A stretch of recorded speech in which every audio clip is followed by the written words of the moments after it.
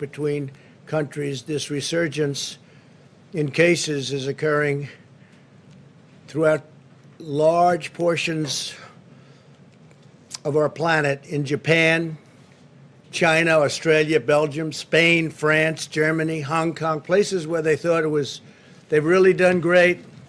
It came back, and in a couple of cases came back very strongly. The virus was said to be under control, but new cases have risen very significantly once again. So when you think somebody's doing well, sometimes you have to hold your decision on that. You have to hold your statement. Since the beginning of June, daily new cases have increased by a factor of 14 times in Israel, 35 times, that's 35 times in Japan, and nearly 30 times in Australia, just to name a few. These were countries that were doing incredibly well. Leadership was being praised. Latin America now leads the world in confirmed infections.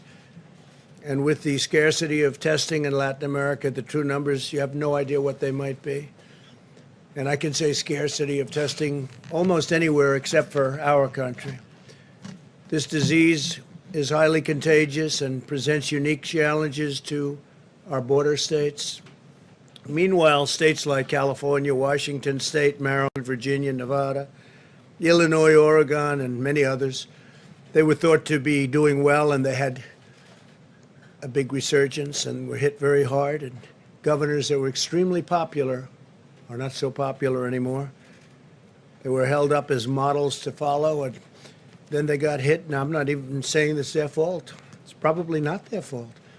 It's just the way it is. That's the way it is. Highly infectious, one of the most infectious diseases that anybody has ever seen. Not since 1917, over 100 years ago, has anyone seen anything like what we're witnessing now. But these states have also seen the virus substantially rebound, and again, no one is immune. No one is immune. These facts illustrate the imposing determinant, and it is a determinant that a blanket shutdown to achieve a temporary reduction in cases is certainly not a viable long-term strategy for any country. People are starting to understand the disease now. We certainly have understood a lot about the disease that we didn't have any idea. Nobody ever saw anything like this. The primary purpose of a shutdown was to flatten the curve, ensure sufficient hospital capacity, and develop effective treatments and therapies to reduce mortality. And we've done that, but it can come rearing back when you least suspect it. We did the right thing initially. We saved millions of lives. What we did the right thing. But a permanent shutdown would no longer be the answer at all. A small shutdown of certain areas, but we don't want to do that. Small shutdowns can be very helpful, but not for long periods of time. We understand what we're dealing with now, but it's a very complex situation. And I can only say, thank heaven that we are so advanced in what we're doing in terms of vaccines and therapies. We now know a great deal about the virus and how to treat it and who it targets. Almost half of the deaths come from less than 1% of our population. Think of it, half of the deaths, really a tremendous number, half of the deaths come from less than 1% of our population, those living in nursing homes and assisted living facilities. The average age of those who die from the illness is 78. We've announced very strong measures to protect those who are most vulnerable. The scientific path forward is to protect those at highest risk while allowing those at lower risk to carefully return to work and to school with appropriate precautions. I'm once again urging the American people to protect their dear family and friends and anybody who's elderly, especially if somebody's elderly and they have heart problems, if they have certain illnesses. Diabetes is a very bad one, having to do with what we're discussing. But you want to protect the elderly and socially distance. Wear a mask if you cannot socially distance, and practice vigorous hygiene. Everyone, even healthy young people, should be taking extraordinary care to avoid infecting those at the highest risk from this terrible disease. The elderly and those with chronic health issues have to be protected. In the current hotspots across the Sun Belt, the data is showing very encouraging signs. Arizona, in particular, has crossed an important threshold. For every person with the virus, we're now seeing an average of less than one additional person infected, and the numbers are coming down, and coming down very substantially. They're starting to come down in Florida. Arizona is really leading away. I was in Texas yesterday, and they're starting to come down significantly, we believe, in Texas. Need another few days to figure that one out, but it looks like they're coming down very significantly. Earlier today, I visited the Red Cross headquarters to discuss plasma therapy, which is a tremendous thing that they're looking at, and they have a lot of experience with it. Potentially life-saving treatments that infuse sick patients with powerful antibodies donated by those who have recovered successfully from this disease. More than 2 million Americans have recovered from the virus, and today we're asking them to visit coronavirus.gov, and volunteer to donate plasma. We need plasma. It's something that's been very effective, and we need plasma from those that were infected and successfully recovered, as most people do. Most people do. Plasma is one of the many promising treatments my administration is accelerating.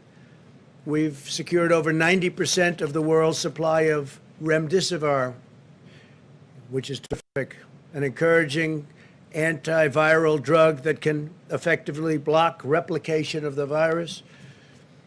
We've also approved the use of the widely available steroid, which has been very successful, dexamethasone, which has shown success even in patients at more advanced stages of the disease. On July 17th, we announced a $450 million agreement with Regeneron to build manufacturing plants and hundreds of thousands of doses of its antibody treatment, which is currently in late-stage clinical trials, moving along very rapidly. That's Regeneron. As a result of such significant strides in treatment, the mortality rate in those over the age of 18 is 85% lower than it was just in April. So in a very short period of time, think of that, just 85% lower than it was in April. It's a big statement. Now I want to provide an update on our efforts to ensure a strong economic comeback, including our negotiations on Capitol Hill. Throughout this crisis, my administration has taken the most aggressive action in history to rescue American workers. We love our American workers, and we've set records on job creation, records 2 months in a row. We enacted a $3 trillion economic relief package. The Paycheck Protection Program alone saved over 50 million jobs. We delivered $300 billion to direct cash payments to Americans. We approved $500 billion for our hardest hit industries. $500 billion. We allowed struggling homeowners to reduce or defer their mortgage payments, and we put a nationwide moratorium on evictions from federally backed properties. It was a big thing, very big thing. We also suspended student loan payments for 6 months, and we're looking to do that additionally and for additional periods of time. As a result of these extraordinary steps by the administration, we added a record 7 million jobs in the 2 months past alone. To ensure this comeback continues, which we think it will, we had great foundation to build on. We were the strongest country in the world, nobody close. We were outdoing everybody from China If you remember, for many years you heard that in 2019 China would surpass the United States. Well, it didn't. We gained on them very significantly. We took it to a level that nobody's ever seen, 2019, and we'll be back there very shortly. It won't take very long based on everything that we're seeing. It's not going to take very long. I think next year is going to be an excellent year, maybe one of our best years ever from an economic standpoint. We can never, ever forget the people that have been lost, and we never will. We'll never forget them, never forget what happened. This could have been stopped in China. They should have stopped it, and they didn't. But I'm asking Congress to pass additional legislation to support Americans in need. First, we want a temporary extension of expanded unemployment benefits. This will provide a critical bridge for Americans who lost their jobs to the pandemic through no fault of their own. This was not anybody's fault from the standpoint of jobs. It happened. Terrible thing happened. Could have been stopped. It happened. I want to thank Senate Republicans for fighting to extend unemployment benefits today in the face of very strong Democrat obstruction, which I'm surprised at, because this is great for our country and it's great for our workers, and it wasn't our workers' fault. Second, we're asking Democrats to work with us to find a solution that will temporarily stop evictions. We do not want people who have lost their jobs due to the virus to be evicted from their homes or apartments. We don't want that to happen. Third, we need Democrats to join us to pass additional economic relief payments for American citizens, like the payments sent directly to 160 million Americans earlier this year, which was a tremendously successful program. This money will help millions of hardworking families get by. My administration is also asking Democrats to work with us to pass $105 billion to help schools safely reopen. Children are not at the lowest risk. If you look at what's going on, the younger, the better. Amazing, the immune system. But children, the lower they are in age, the lower the risk in terms of the age group itself. I tell the story that in New Jersey, with thousands and thousands of people dying, sadly dying, the governor was telling me that only one, Phil Murphy, only one died under the age of 18. That's incredible. With thousands of people that died in the state of New Jersey, one made an impact. One died under the age of 18. Children are at the lowest risk of any age group from the virus. Indefinite school closures will inflict lasting harm to our nation's children. We must follow the science and get students safely back to school while protecting children, teachers, staff, and family. We have to remember that there's another side to this. Keeping them out of school and keeping work closed is causing death also. Economic harm, but causing death for different reasons, but death. Probably more death. If governors do not want to open the public schools, the money should go to parents so they can send their children to the school of their choice. So we say if a school doesn't want to open, or if a governor doesn't want to open, maybe for political reason and maybe not, but there is some of that going on. The money should go to the parents so they can send their children to the school of their choice. If schools stay closed, the money should follow the students so families are in control of decisions about their sons and daughters, about their children. But to pass a bill, Democrats must reject the extreme partisan voices in their party. They have tremendous voices. They're looking at November 3rd, and probably a day later they'll say, let's open up the country.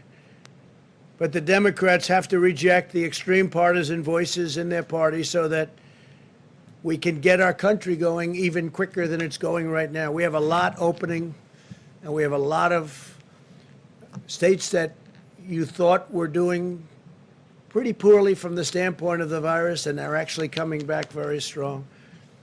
This pandemic has underscored the importance of economic policies that put American families and workers first.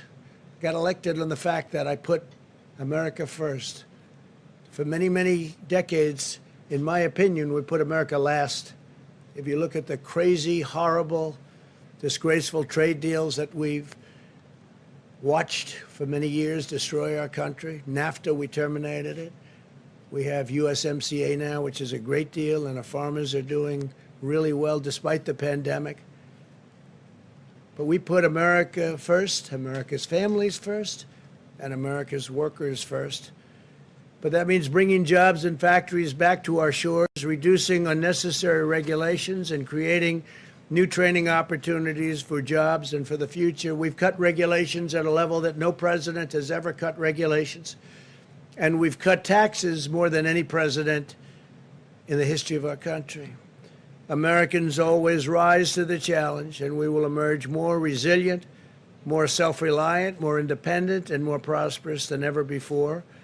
So I just want to thank you all, and if you'd like, we'll take a few questions. Steve, please. Are you going to launch an effort to try to delay the election, or was that just a trial balloon this morning? Well, what I want to explain to people, but it doesn't need much explanation. I mean, you look at article after article, New York's mail vote disaster. Tens of thousands of mail ballots have been tossed out in this year's primaries. What will happen in November? It's a mess. This is done by Washington Post. Can you believe it? The Washington Post of all papers. Fake news, but in this case, it's not fake. It's true. This is done by the Wall Street Journal. Here's another one. Vote by mail experiment reveals potential problems within postal voting system ahead in the November election. And you see what's happening with so many different places. They're doing even trial runs. They're a disaster. And I don't want to see an election, you know, so many years I've been watching elections, and they say the projected winner or the winner of the election. I don't want to see that take place in a week after November 3rd or a month or, frankly, with litigation and everything else that can happen, years, or you never even know who won the election. You're sending out hundreds of millions of universal mail-in ballots. Hundreds of millions. Where are they going? Who are they being sent to? It's common sense. You don't have to know anything about politics. And the Democrats know this. The Democrats know this, Steve. So I want an election and a result much more than you. I think we're doing very well. We have the same fake polls, but we have real polls. We're doing very well. I just left Texas, and Biden came out against fracking. Well, that means Texas is going to be one of the most unemployed states in our country. That means Oklahoma, North Dakota, New Mexico, going to be a disaster. Ohio, Pennsylvania, disaster, no fracking. I want to have the result of the election. I don't want to be waiting around for weeks and months, and literally, potentially, if you really did it right, years, because you'll never know. These ballots are missing. You saw Paterson, New Jersey. You saw many other instances. There's tremendous litigation on that right now. And that doesn't include absentee. Absentee is different. Absentee, you have to work, and you have to send in for applications. You have to go through a whole procedure. Like, for instance, I'm an absentee voter because I can't be in Florida because I'm in Washington. I'm at the White House. So I'll be an absentee voter. We have a lot of absentee voters, and it works. So we're in favor of absentee, but it's much different than millions of people. In California, they're going to send out tens of millions of voting forms. Well, where are they going to go? You read where postmen are in big trouble now. You read where city councils are in big trouble now. Voter fraud all over the ballots. So, no, I want to be standing, hopefully, hand held high, big victory, because we're doing things with our country that I think nobody else could have done. Our country is, despite this pandemic, which is devastating the rest of the world, by the way, devastating. One of the articles that came out was the world's COVID resurgence. This is the Wall Street Journal editorial, the main editorial yesterday in the Wall Street Journal. I don't always agree with them, but they have the world's COVID resurgence. Countries hailed as models to see, and then they go, the virus returns at a level like they haven't even seen.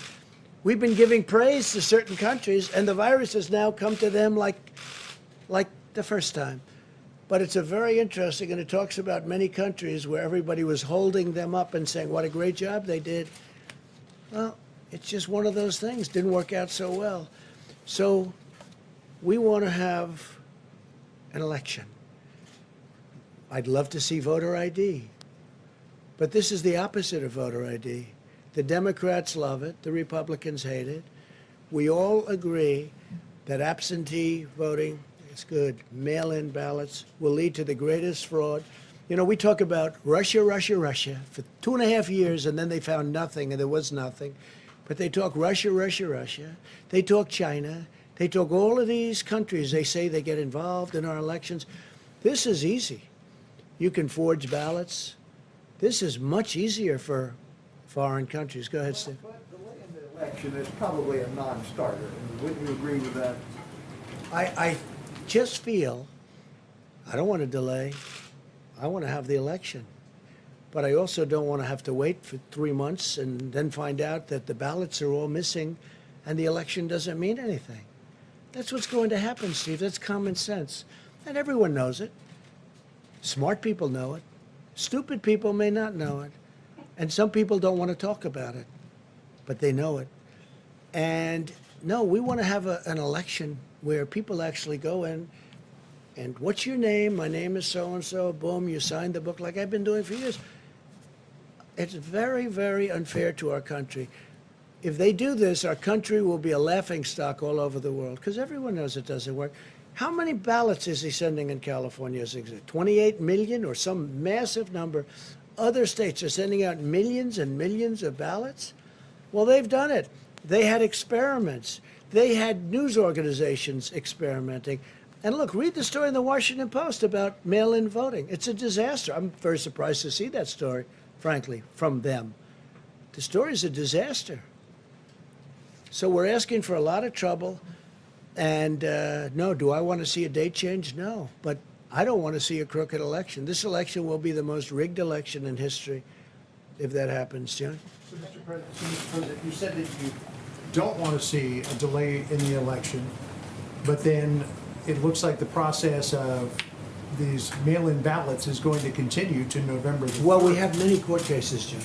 We have one that's been filed for a while now in western Pennsylvania, as an example, on mail-in ballots. So I'm just wondering, And by the way, John, we give tremendous examples, numbers of examples of all the fraud and all of the things that have taken place with respect to mail-in ballots. I'm just wondering, is the net effect of what you tweeted this morning and what you're talking about now to cast doubt on the results of the November 3rd election? Well, it's had an interesting impact.